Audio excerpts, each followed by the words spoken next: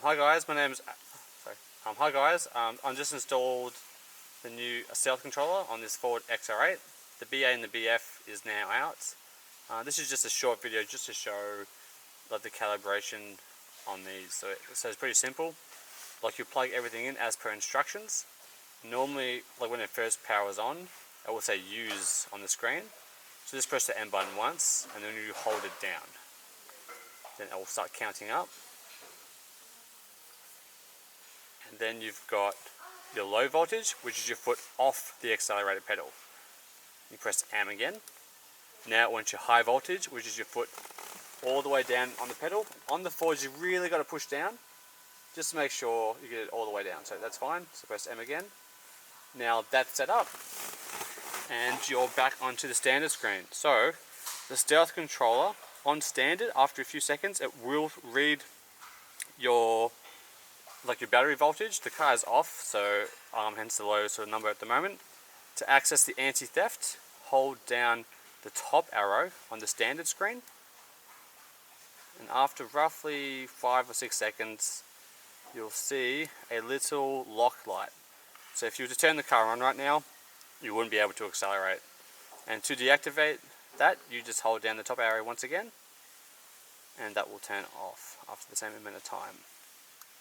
That's off. So now you go to Eco. So this is like your fuel saving modes. So Eco 1's maybe 5%, all the way up to 6. It might be like about 20%. So that's going to add a bit of a dampening. So it's going to reduce the rate at which the throttle body will open.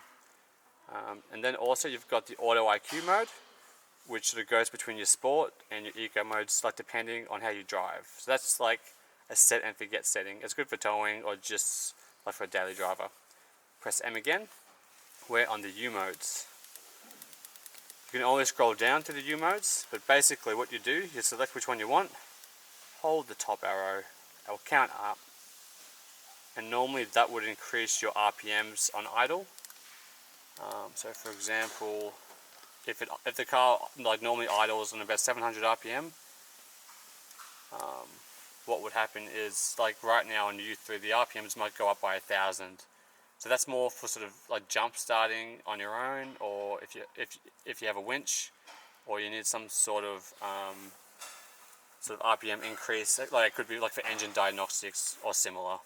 So that's what that's for. So that's all good. So press M again, and then we're on power. So it goes from 1 all the way up to 13. The higher the number, like the more response it is, and that is about all on that. Lastly, on the BA and the BF, if like for example, on like the first time that you install it, if the screen doesn't light up, simply unplug the screen and just plug it back in, and it should fix that issue. It's normally only ever happens on the first time on some cars. On other models, there is a like it's got an FU setting that you have to change. On the BA and the BF, you don't have to change it. But for example, if you did have a different car, for example, like a Ford FG, when you're doing this process, I'll just show you now, so there's no confusion. When you're doing the setup procedure, you have your L number, which you press, then you have your H number, which you press again. So you really have to like remember the H number, so it's 3.4. Now, on the back of here, there's 2 little jumpers. If that H number is higher than 2.5, this top one, just move it across 1 pin. If it's under a 2.5, the bottom one is moved like across 1 pin. So that's only really on the Ford FGs and your Holdens and your sort of Nissans and stuff like that. On the BA and BF, you don't have to change them. Okay, cheers guys. Bye.